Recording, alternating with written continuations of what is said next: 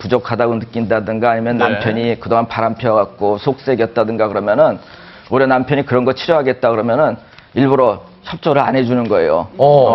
그리고 치료를 하러 간다 그러면 그 뭐하러 치료하냐 그러고 치료 열심히 받고 앉아 있으면 한다는 얘기가 아 이거 뭐 요 정도밖에 안 돼. 이게 다야. 그래서 남편의 길을 꺾여 놓는 거죠.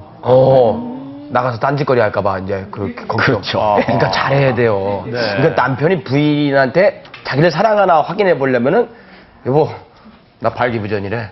그래서 또 반응을 어떻게 했느냐 보고 아 집사람이 나 사랑하는구나 아니구나 이렇게 알 수 있겠군요.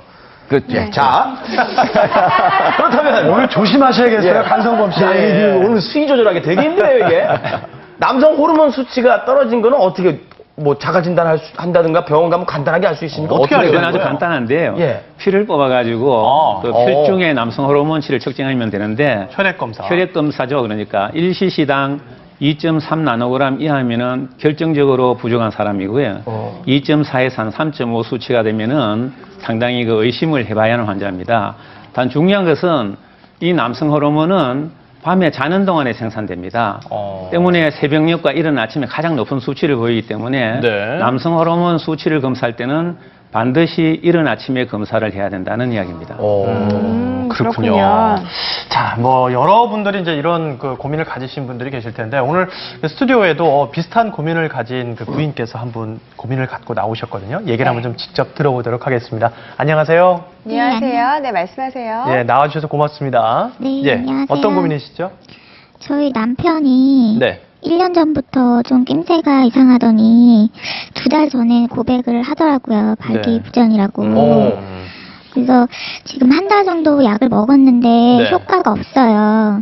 근데 약을 계속 먹어야 하는지 아니면 다른 치료법을 알아야 봐야 하는지 좀 걱정이에요. 아, 지금 사례자 반응을 보니까 네. 남편을 사랑하는 분이에요. 그죠? 반응이? 되게 걱정하시는 것 같은데. 네, 교수님 어떻게 해야 약을 될까요? 드셨다는데 한 예. 달 정도 드셨답니다. 예, 이제 무슨 약을 잡수는지 모르겠는데요. 만약에 그 남성 호르몬을 잡수셨다면은 적어도 한 3개월 이상 잡수야만 효과를 판정할 수 있습니다. 3개월. 예. 그런데 이제 우리가 소위 말하는 그 경구용 발기부전 치료제를 잡으셨으면은 그분이 그 복용 방법을 정확하게 지켰는지 확인해야 되고요. 경구용이라는 건 먹는 거. 그렇죠. 예. 예, 먹는 약이죠. 근데 잘 지켰는데도 불구하고 효과가 없으면은 남성 호르몬치가 낮은지 확인을 해야 되고요. 만약에 낮다면은 남성 호르몬을 보충을 해야만 경구용 발기부전 치료제의 효과가 나타날 수 있다는 이야기입니다.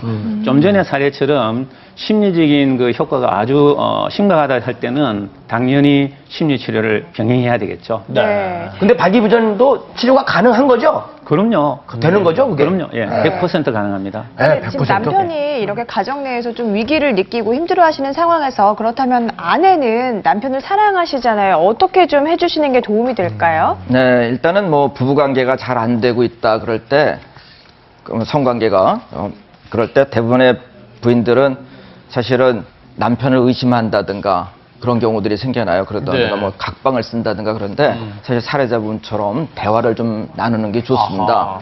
그것도 사실 발기부전이 있고 이렇게 되고 그러다 보면은 뭐 심리적인 것도 그 여러 가지가 있을 수도 있거든요. 그래서 혹시 뭐 또 일단 침실 분위기를 한번 바꿔보는 것도 방법이라고 볼 수가 있습니다. 남편이 이제 좀 더 자극을 다른 색다른 자극을 요구할 수도 있겠죠. 또 하나는 사실 그 성관계 시간대를 바꿔보는 것도 하나의 방법입니다. 저희가 가끔 이제 저녁 때 피곤하고 뭐 이래서 안 될 수도 있으니까 뭐 주말을 이용하라든가 아니면은 아침 시간에 한번 해보세요라는 얘기를 많이 해요. 근데 어떤 여성분들은 아침에 죽었다 깨어나도 못하겠다 이런 분들도 있어요.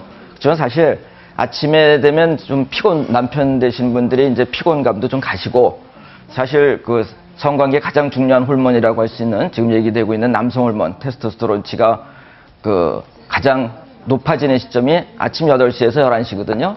그래서 그 시간대를 한번 공략해 보는 것도 굉장히 의미가 있다고 보겠죠. 일 안 하나요? 출근해야 되는데 그 시간에. 그래도 주말이라고 따지면 주말에 애들 막 돌아다니는데 들어오지 마! 문 닫아놓고 이럴 수도 없는 거고. 일찍 자고 일찍 일어나야죠. 그리고 또 새벽에 한번 또 그런 것도 하나의 또 별비라고 볼 수가 있습니다. 자, 근데 이제 뭐 혹시 다른 그 병이나 다른 질환이 있어서 또 그런 건 아닌가 사실 이런 뭐 걱정도 되잖아요. 예, 그렇죠. 사실은 이제 그런 그 외에도 본인이 어떤 이